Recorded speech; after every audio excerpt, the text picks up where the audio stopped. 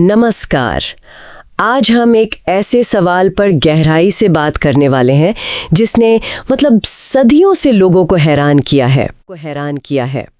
मिस्र के महान पिरामिड आखिर ये बनाए क्यों गए थे? हाँ, ये सवाल हमेशा से रहा है। हमें तो यही बताया जाता है कि ये फेरो की मम्मीज को सहेजने के लिए भव्य मकबरे थे, पर यहाँ एक पेच है ना? बिल्कुल।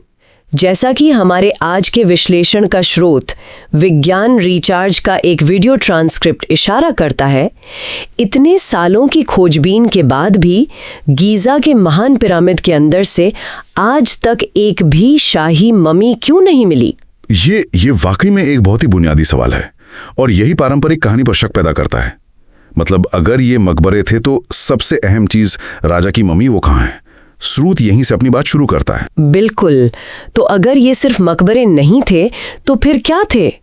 ये विश्लेषण एक, आप कह सकती हैं, बेहद चौंकाने वाला विचार सामने रखता है कि पिरामिड असल में विशाल वायरलेस पावर प्लांट थे। Power plant? हाँ, जो शायद निकोला टेस्ला के सपनों से भी कहीं बड़े पैमाने पर बिजली पैदा करते थे। अच्छा, हाँ, ये विचार तो निश्चित रूप से इतिहास की जो स्थापित धारणाएं हैं उनको सीधी चुनौती देता है। यह हमें सोचने पर मजबूर करता है कि कहीं हम प्राचीन सभ्यताओं को कम तो नहीं आंक रहे थे। तो आज हम इसी विज्ञान रिचार्ज वीडियो ट्रांसक्रिप्ट के आधार पर इस वैकल्पिक सिद्धांत की, चलिए कहते हैं, गहन पड़ताल करेंगे। जरूर। हमारा मकसद है उन तर्कों और सबूतों को समझना जो पिरामिड को मकबरा मानने की पारंपरिक थ्योरी पर सवाल उठाते हैं, और साथ ही इस वायरलेस पावर प्लांट वाले विचार की वैज्ञानिक संभावनाओं को भी खंगालना। चलिए इस दिलचस्प विश्लेषण में उतरते हैं और देखते हैं कि यह हमें कहां ले जाता है। अच्छा, तो पारंपरिक दृष्टिकोण से शुरू करते हैं।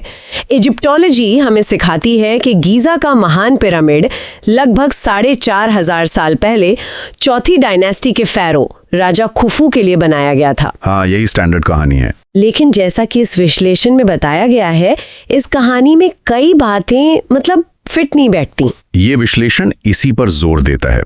अगर ये राजा का अंतिम विश्राम स्थल था तो इसमें शाही मकबरे जैसी कोई बात क्यों नहीं दिखती? सही बात है। दीवारों पर कोई वैसी विस्तृत नक्काशी या पेंटिंग नहीं है जैसी हम दूसरी शाही कब्रों में देखते हैं। कोई फर्नीचर, बर्तन, कोई निजी सामान, कुछ नहीं मिला।